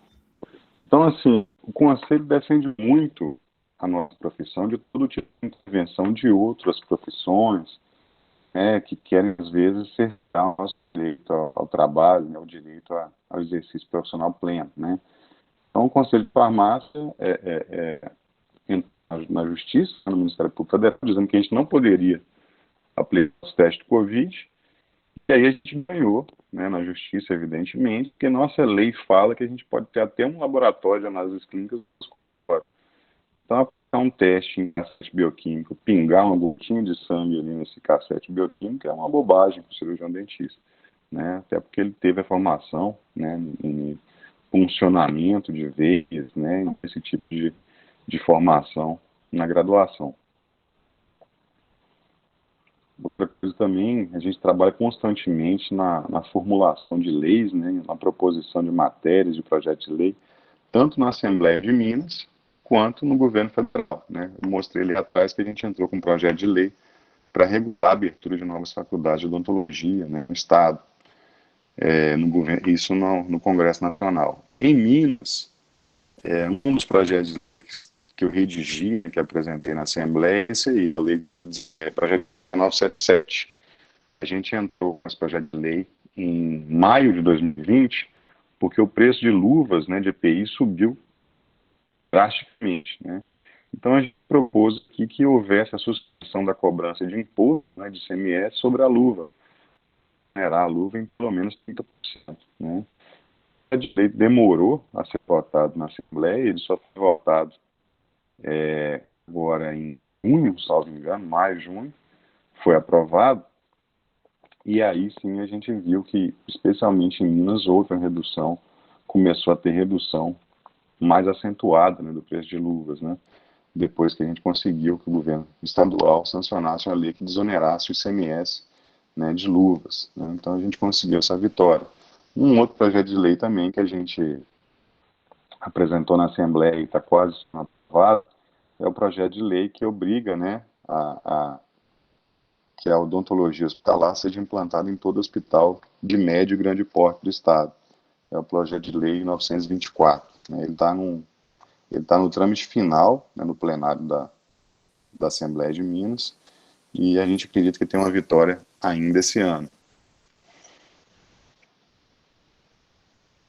Esse projeto de lei, essa lei federal que a gente trabalhou junto com o CFO na aprovação, foi uma lei que instituiu linha de crédito, né, para o cirurgião dentista, uma linha especial de crédito durante a pandemia, né, que é a linha do Pronamp. Então foi uma lei que a gente ajudou também na aprovação, né. E há alguns locais, né, por exemplo, em Divinópolis tivemos problema com a lei da acessibilidade, conseguimos fazer um projeto de lei lá tornando mais ameno o cumprimento da lei da acessibilidade, com prazo de 8 anos para adequação, né, a liberação de crédito para profissionais liberais também a gente conseguiu, na articulação com o governo federal, né, e também esse eterno questionamento, né, que hoje já está muito mais ameno, que os dermatologistas, né, sociedades médicas, questionavam a atuação do cirurgião dentista na harmonização facial. Né. Em todas as defesas que nós fizemos, né, nós tivemos vitória, né, e especialmente em Minas, na construção desse parecer com o Ministério Público, autorizando o cirurgião dentista a atuar de forma irrestrita nessa área. Né. O pessoal vem um questionamento também, né, que a gente traz nessa questão de redes sociais, que é assim, todos podem ser professores, que o professor tem um dever ético muito grande também. Né? Então a gente vê muito profissional, especialmente colegas até recém-formados, se intitulando professores, né?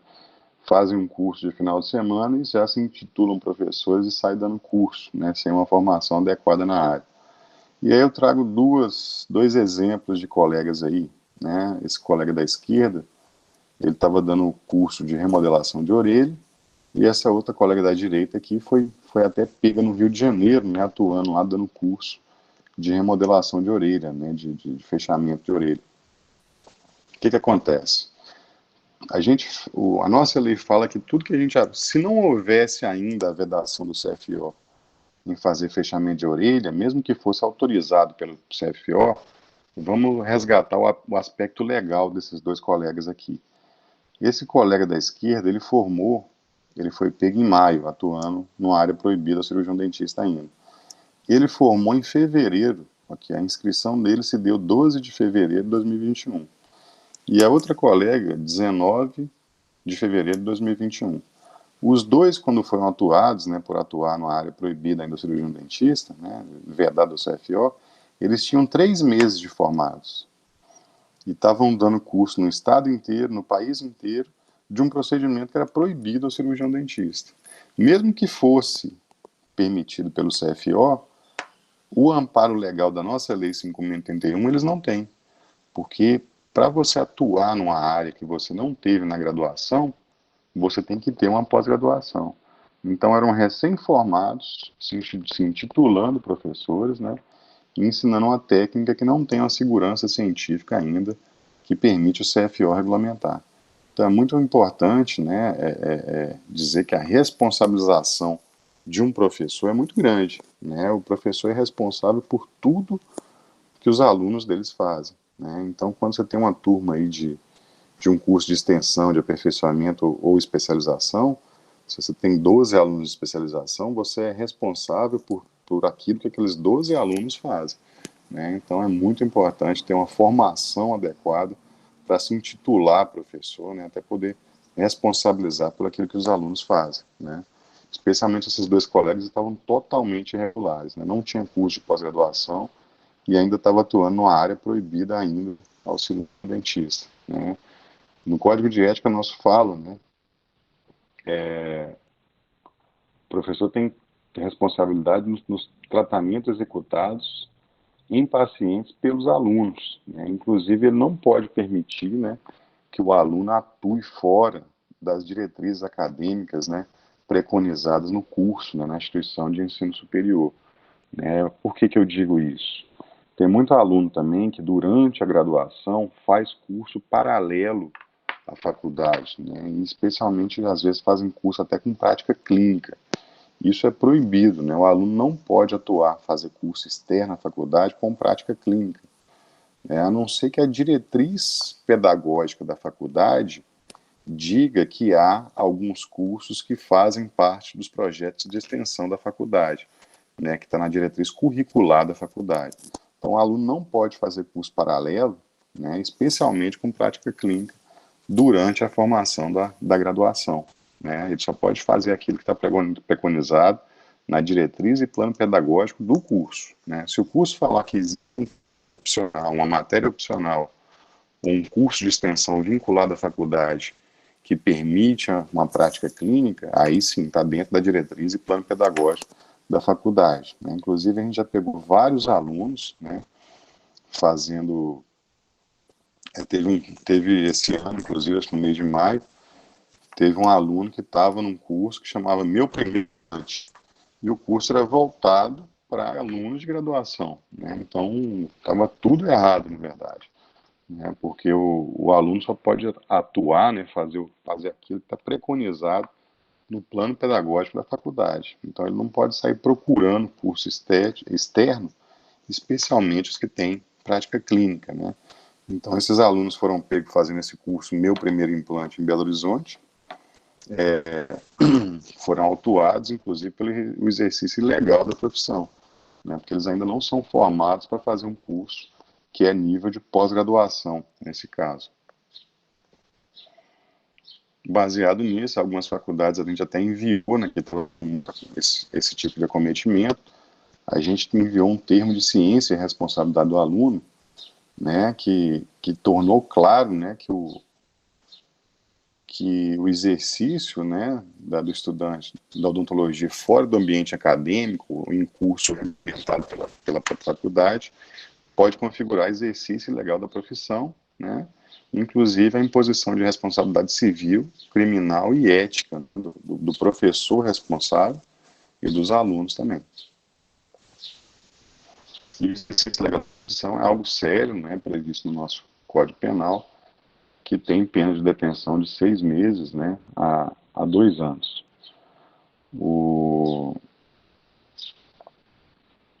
Como eu falei, a nossa área de atuação ela evolui constantemente, né, e a nossa lei diz que tudo que a gente aprende na graduação e pós-graduação a gente pode fazer, como eu falei. E uma evolução grande que a gente teve esse ano aí foi a sanção, né, a publicação das novas diretrizes curriculares nacionais, né, que vai tornar ainda mais encorpado, né, o nosso curso de odontologia, né, aumentando a nossa formação, especialmente prática, né. Essa DCN tem prazo para ser implementada até 2023.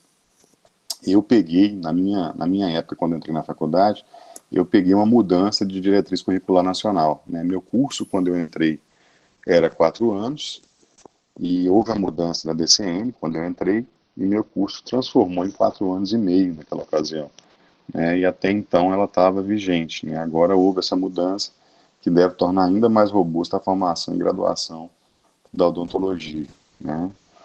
A gente está criando, por vir muito proliferar esses cursos livres, né, anunciando na internet diversos tipos de cursos, a gente está criando um modelo de compliance, né, nessa área de educação. Para quê? Para que a gente possa certificar aqueles cursos que atendem a legislação, atendem os quesitos legais para exercício da odontologia, né? Então a gente vê muito profissional, especialmente recém-formado, perguntando, liga para o CFO, manda um e-mail para o CRO, perguntando se a gente conhece tal curso e se recomenda aquele curso, né? E não havia esse controle do CRO. Então a gente está criando esse primeiro controle aí, um sistema de controle dos cursos, né, de pós-graduação a nível de extensão, de aperfeiçoamento, né, cursos livres na odontologia, para a gente passar uma segurança, né, para quem faz aqueles cursos. Então é algo novo que a gente começou a implementar agora, nesse semestre, que vai trazer uma segurança, né? Todo curso de odontologia, na área de educação, vai ter esse certificado do CRO, né, com esse QR Code, trazendo os detalhes do curso, né, quem são se os professores são realmente habilitados, se atendem às normas do CRO, do CFO, né? Então isso vai passar uma segurança para o aluno de agora em diante, né? É algo que está sendo implementado, vai levar um tempo, né, vai levar um ano ou alguns anos para que todos os cursos implementem, mas no final vai trazer um resultado muito positivo. Eu digo isso porque já existem cursos que formam alunos, inclusive cursos de especialização. Um dos exemplos é um curso de harmonização facial que formou o aluno por 2 anos, né, dizendo que era um curso de especialização, que não entregou diploma. Tem gente já formada há 2 anos, ou seja, tem 4 anos que ele começou o curso, fez o curso de 2 anos, e tem 2 anos que ele está esperando um diploma que não chega, né? Então é algo muito grave que a gente deve sim regulamentar, né, e tentar tornar mais claro, né, quais são os bons cursos em todo o estado e passar uma segurança para o aluno. E pessoal, o que eu queria trazer para vocês, né, agradecer amanhã aí, vocês entendendo bastante o tempo aí, peço desculpa, né, inclusive pelas é que a vida não fica mais fácil, né, a gente tem que tratar de ficar mais forte, né. O Vinícius mesmo falou aí, eu atuei por longos anos, né, no PSF e atuei num dos municípios mais pobres, terceiro município mais pobre no PSF. Eu andava em carro, caminhonete, 140 quilômetros, 150 quilômetros de terra para atender comunidades rurais aí, né, isoladas, que não tinham atendimento odontológico, fazia atendimento em carteira, né, escolar. Então foi um período de muita luta, né, e de muita gratidão também por tudo isso, que eu pude levar a odontologia nesses rincões aí de Minas Gerais, no sertão de Minas Gerais, né. Isso foi um grande aprendizado. Nesse município eu depois fui convidado a ser chefe de gabinete, né, por 2 mandatos, e a gente fez um trabalho tão notável lá, nesses locais aí que não tinha consultório, não tinha nada. A gente construiu 7 consultórios odontológicos nessa zona rural. Criamos um projeto social lá que beneficiou mais de 3.500 famílias, trazendo água, trazendo renda, né? E esse prefeito, que eu fui secretário dele, depois ele me convidou para ser diretor de uma associação com 98 municípios. E todo esse projeto que a gente fez nesse município aí, que é um terceiro mais pobre de Minas, ele foi ranqueado entre os 50 melhores municípios de Minas que mais receberam recursos federais e mudaram a realidade da população. Ele foi eleito deputado estadual, né, e eu sou assessor dele em diversos projetos como esse, né. Então a vida às vezes muda também drasticamente e basta que a gente seja forte, né, para enfrentar essas mudanças e atuar para mudar, né, melhorar a vida da população, e como a gente está tentando hoje fazer, melhorando a vida do cirurgião dentista, né, da odontologia, desde 2017. Eu queria agradecer, né, deixar meu Instagram também público aí, como forma de contato, como forma de esclarecimento. A gente traz muita informação nesse Instagram e no Instagram oficial do CR, viu? Doutor Rafael, muito bom, é sempre um prazer estarmos aqui com você. Nós temos aqui diversos alunos que estão bem perto de se graduarem em odontologia, estão aqui no último semestre. Temos também egressos e é bem interessante uma série de pontos que o senhor coloca. Eu queria, se o senhor tiver uns minutinhos ainda, abrir para umas perguntas. Como é que está seu tempo aí? Está tranquilo para a gente Não, tá poder tranquilo, tranquilo. uns 10 minutinhos, até para que os acadêmicos também que estão aqui possam fazer perguntas. Eu acho que um dos primeiros pontos, se o pessoal quiser usar o chat, fique à vontade aí para usar o chat, né? Quem tem outra aula agora também, alguns têm uma aula agora, podem também estar livres para poder sair. A gente está gravando, depois vocês podem acompanhar pelo YouTube. E os que estão chegando também para a aula, nós estamos aqui com o Dr. Rafael Mota, que é o presidente do CRO, então é uma honra para nós estarmos aqui com ele. Uma série de elogios que o pessoal está fazendo aqui no chat.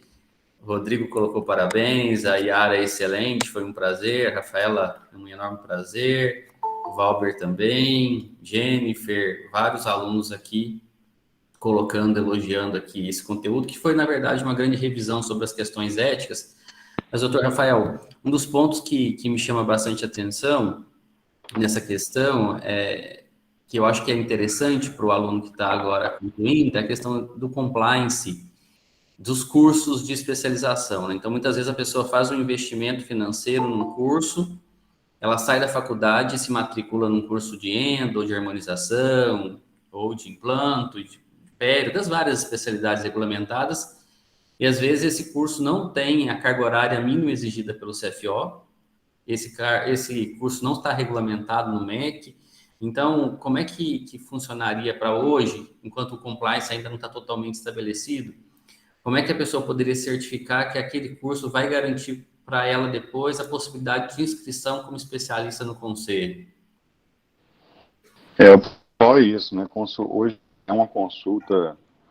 Hoje o colega tem que garimpar mesmo essa informação, né, verificar as normas do CFO, qual é a carga horária mínima, olhar no EMEC, né, que é um site do MEC que traz as informações se realmente existe aquele curso de pós-graduação, né, é importante essa consulta no EMEC, mas a gente quer trazer todas as informações que são soltas, né, que o cirurgião dentista realmente tem que garimpar, a gente quer trazer para dentro da plataforma do conselho, né, uma plataforma de educação, né, o CRO.edu, que a gente chama. Então, a gente já está trabalhando nesse projeto fortemente aí, que foi um projeto que a gente iniciou ano passado. Demorou a gente conceituar ele, porque trabalhar com ensino, com faculdade não é fácil, são muitas diretrizes, né, mas a gente está lançando brevemente essa plataforma aí, né, para poder passar essa segurança, né. Como eu falei também, importantíssimo isso, resgatando de novo a nossa lei, a gente pode fazer tudo que a gente aprende na graduação e pós-graduação que o CFO reconhece como odontologia, né? Então, como eu falei, se você não teve a harmonização orofacial na sua graduação, você precisa de um título de pós-graduação para exercer ela plenamente, né, de forma legal, né, para não ter questionamento jurídico, né? Então, você tem que preocupar em fazer um curso que seja de 30 horas, que é o mínimo, depois que você formar, mas que tenha um diploma emitido pelo MEC, né, que seja validado pelo MEC. Né? Para aquilo que você não teve na graduação, você precisa de diploma do MEC. Viu? Doutor Rafael, nós temos uma pergunta aqui de um cirurgião dentista já formado. Ele coloca o seguinte, nas situações de clínicas, geralmente clínicas populares, né? O senhor relatou bastante a questão da precarização do trabalho e desse entendimento, né? Sobre a questão da carteira assinada ou algum tipo de contrato. Como é que hoje poderia se regulamentar, pensando nessa questão, às vezes, da exploração da mão de obra do profissional, como você disse, por preços, às vezes, aviltantes, tanto em preços cobrados para a população, como aquele pago para o profissional, sem nenhum direito trabalhista se ele se acidenta ou se ele adoece, ele não tem nenhuma proteção, se ele não está assegurado aí na Previdência Social. Então, como é que o Conselho tem trabalhado no sentido de proteção nesse primeiro aspecto aqui com relação ao processo de trabalho sem contrato e mediante remuneração variável por porcentagem? O que acontece? Existe uma única forma de contratação que é possível nesse sentido. O que a gente vê muito, e tem muita franquia, por exemplo,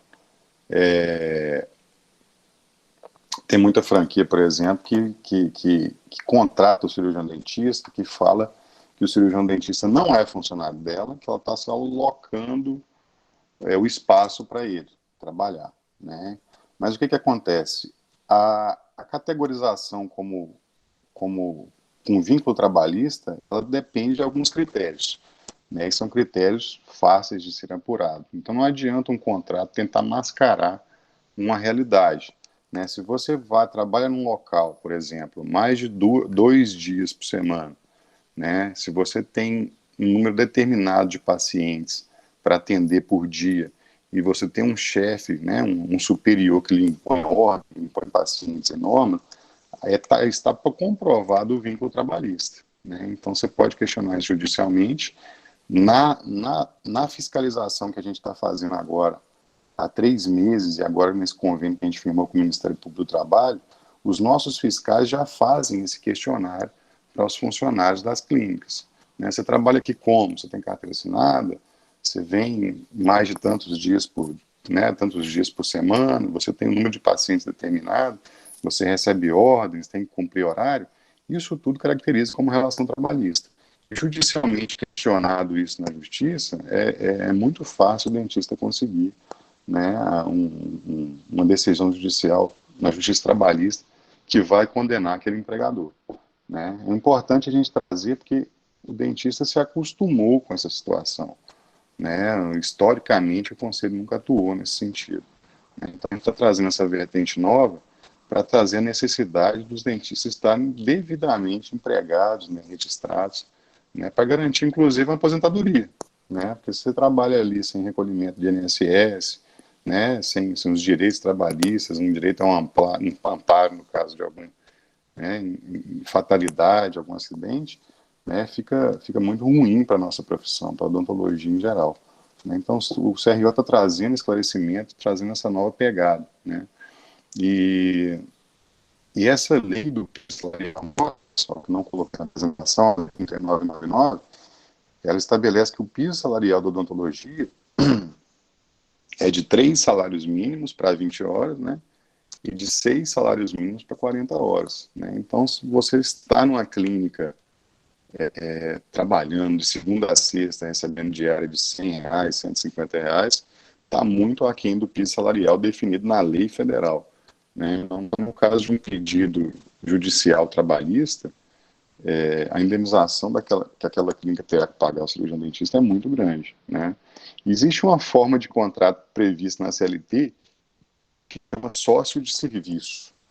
Esse sócio de serviço ele pode ser sim usado na contratação, né? Mas o sócio de serviço também ele tem alguns critérios específicos, né? Não é tão fácil implementar a questão de sócio de serviço, né? O que a gente tem que lutar mesmo é pelos direitos trabalhistas dos colegas, né? Alguém perguntou algo de prefeitura também, né?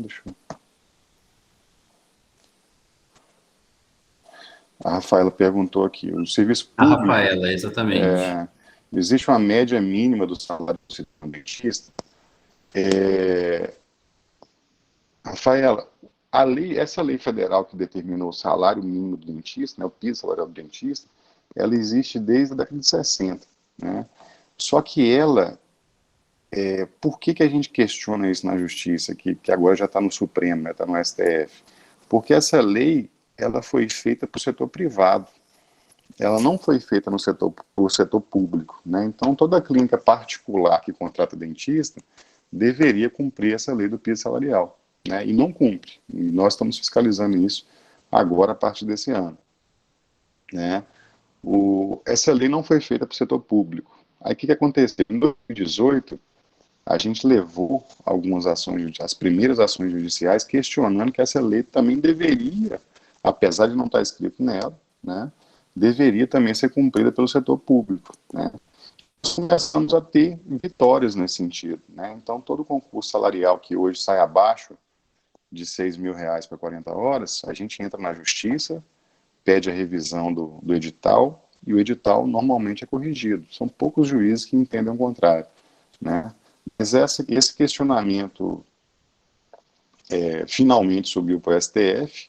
A gente, em abril agora, teve as primeiras movimentações lá no Supremo. Assim que sair essa decisão do Supremo, as coisas vão ficar muito mais fáceis, né? Que houver um entendimento, né, uma jurisprudência nacional que entenda que ela deve ser cumprida, né, de forma irrestrita também no setor público, né? Mas a gente sempre atua, né? Estão acompanhando o perfil do CRO no Instagram, vocês podem ver diversas ações judiciais na prefeitura que a gente consegue reverter, né, o valor do salário do concurso.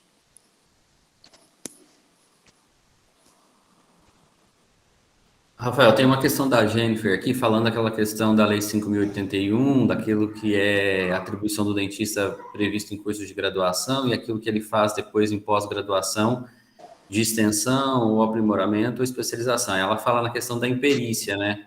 Ela cita aqui, se um paciente processar o cirurgião dentista, ele não sendo especialista na área, por exemplo, implanto, e tiver o aperfeiçoamento, ele consegue a defesa, se pelo menos ele teve um curso que o respaldou para o exercício daquela atividade, né? O que acontece? A validade do certificado é que vai ser questionada judicialmente, né? Como eu falei, eu fiz um curso de implante a nível de aperfeiçoamento. Aperfeiçoamento também é um tipo de pós-graduação, né? Assim como o curso de extensão, que são os cursos menores, de 30 a 120 horas, também são considerados pós-graduação. A nossa lei não fala que tem que ser especialista, fala que tem que ter título de... ou tem que aprender na graduação ou na pós-graduação. Então, pós-graduação, pessoal, é a partir de 30 horas, né, para cursos de extensão. O ideal, evidentemente, é que a pessoa fizesse um aperfeiçoamento com especialização, claro, né, mas às vezes quer falar, não, quero aplicar só Botox, quero fazer algo simples. Então, um curso de extensão, às vezes de 30, 50 horas, 60, já resolve. O que a gente tem que estar preocupado demais é que está proliferando muito curso de final de semana para ensinar, por exemplo, a aplicar Botox, né? Esse curso de final de semana jamais vai dar 30 horas de formação. E o pior, ele não, normalmente, a maioria deles, não vai ter diploma emitido pelo MEC, né, reconhecido pelo MEC. Então, se não tiver um diploma, um certificado que tem o selo do MEC, que foi emitido por uma instituição de ensino superior, né, cadastrada no MEC, aquele papel não tem validade jurídica nenhuma, né? Então, você pode ter um problema, assim, judicial a se explicar, né? Então, por isso que a gente traz esse conhecimento aí, que é importante ter título mesmo de pós-graduação, né? Que seja de 30 horas no mínimo, mas tem que ter um diploma do MEC. Aí eu falei, não sei se vocês lembram, para cursos na área que você já teve na graduação, você não precisa de título de MEC, né? Por exemplo, quero me aprimorar tecnicamente para fazer lente de contato. Prótese dentística você já teve na graduação, você não vai precisar de título, né? Você quer só fazer um curso livre de aprimoramento técnico. Mas para aquilo que você não teve na graduação, você precisa de título. Uma última pergunta, então, para a gente poder liberar também o Dr. Rafael, que está aqui conosco, né? O Fábio, que é aluno aqui do último período, do 10º, ele diz o seguinte: se o dentista ele for pessoa jurídica e fizer um contrato de prestação com outras clínicas e fizer o recolhimento por meio de guia de autônomo, né? Aí estaria certo nesse sentido, do ponto de vista legal? O que acontece? Como PJ e prestar serviço em várias clínicas, ele tem essa autonomia de né, constituir-se como empresa, né, e prestar serviço em diversos consultórios. Ou atuar de forma, como pessoa física, como sócio de serviço também, que é uma modalidade prevista na CLT.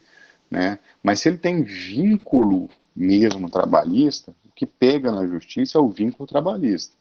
Igual, por exemplo, ele se constitui PJ mas ele trabalha de segunda a sexta numa clínica, vamos dizer, numa clínica popular, de segunda a sexta, todo dia ele recebe uma listagem de 10, 20, 30 pacientes para atender, não tem horário de almoço, não tem nada, está mais que provado o vínculo trabalhista, mesmo que ele esteja conceituado como empresa, né? Então, às vezes, tem clínicas e franquias que falam, não, constitui empresa e vem trabalhar para mim, né?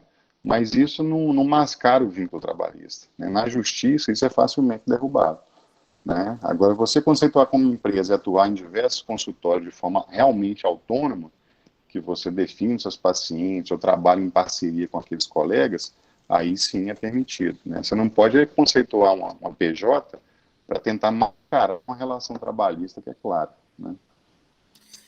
Acho que esse aspecto é o mais importante na questão da caracterização do vínculo com subordinação de chefia, com horários fixos, com demandas já determinadas. A pessoa jurídica ela tem autonomia de ir nos dias e no horário que ela quiser, sem a subordinação de chefia, nos horários. Então, essa questão de tentar mascarar essa questão é realmente fácil de caracterizar por testemunhas e por uma série de questões, né? Então, queria passar para as considerações finais, então, do Dr. Rafael, já agradecendo, né, a presença dele aqui, ajudando também a esclarecer os futuros profissionais que em breve estarão ingressando aí, solicitando a sua inscrição provisória com sua declaração de colação de grau aí, ou a sua inscrição formato definitiva aí, né, principal. Então, doutor Rafael, muito obrigado por sua atuação junto ao Conselho aqui de Minas. Então, os alunos estão tendo a oportunidade aí, os profissionais, de conhecê-lo um pouco melhor nessa atuação em diversas frentes, desde a atuação na valorização da saúde pública. Achei bem interessante a finalização da sua fala, mostrando lá uma das cidades mais pobres de Minas, aquele trabalho da odontologia social, que vai além da boca, pensando nas questões de abastecimento. Então, acho que ter um presidente que pôs o pé no chão, pôs a mão, né, na vida do povo, que sabe os sofrimentos da região norte, então, e não só da região norte de Minas, mas que percorre Minas Gerais inteira, né, buscando a valorização da classe e regulamentando aquilo que vem para ajudar a nossa formação, entendendo a odontologia como uma profissão maravilhosa que se exerce a serviço da saúde das pessoas e que a gente tem que garantir isso do ponto de vista ético, mais do que polir, do que podar, né, as nossas ações, do que tolir as nossas ações. O Código de Ética visa proteger-nos, né, nas relações para que elas sejam as mais harmônicas possíveis e para o bem comum da profissão. Então, muito obrigado, doutor Rafael, por sua atuação e por estar aqui com a gente. Não, eu que agradeço, né, o convite aí, a possibilidade, né. Eu queria trazer também que o Conselho passou por nesse mandato nosso também, passou por uma grande atualização para tornar ele mais próximo do cirurgião dentista, tornar ele mais próximo também da parte, né, virtual, vamos dizer assim. Então, desde janeiro, a gente conseguiu implantar um novo sistema no Conselho, que é totalmente online, né? Então, todos os requerimentos de inscrição, né, de certificados, né, de inscrição de especialidades, eles estão hoje no site do Conselho de forma online, né? Inclusive o pedido de registro, né, o primeiro pedido de inscrição no Conselho é todo feito online, né? As faculdades também fornecem a lista de alunos num sistema que nós desenvolvemos, né, que chama Eu Dentista. Então, a verificação desses dados hoje é toda online, é muito rápida, né? Hoje a gente consegue gerar carteirinha do profissional muito rapidamente, né? Já estamos trabalhando também na carteirinha no formato realmente digital, está quase em fase final, né, para poder ir para o celular do cirurgião dentista, e também na carteirinha já em formato de cartão, né, extinguindo a carteira, aquela carteira de cédula, né? Então são muitas mudanças que aconteceram nesses últimos 2 anos aí, que eu pude assumir a presidência, né? Então, visitem o site do Conselho, né? Conheça os serviços, né, que estão lá, e especialmente acompanhe o perfil do CRO no Instagram, que traz muita informação importante, inclusive, né, especialmente para o estudante também, tem muita informação importante lá no Instagram do Conselho. Muito obrigado, doutor Rafael. Em nome da universidade, nós agradecemos a sua presença. É muito bom contar aí com a sua amizade e parceria, muito esclarecedora. Um bom sábado e fim de semana para você. E eu continuo aqui com os alunos para a gente debater os temas de orientação profissional. Maravilha, Vinícius. Obrigado, então. Um grande prazer estar com vocês nessa manhã aí. Valeu, obrigado. Muito obrigado mesmo. Depois eu vou enviar a gravação do YouTube, que a gente vai disponibilizar na íntegra, né, para quem pegou pela metade, e o certificado também enviado para você, agradecendo sua presença aqui conosco. Obrigado, então. Bom dia. Bom final de semana, pessoal.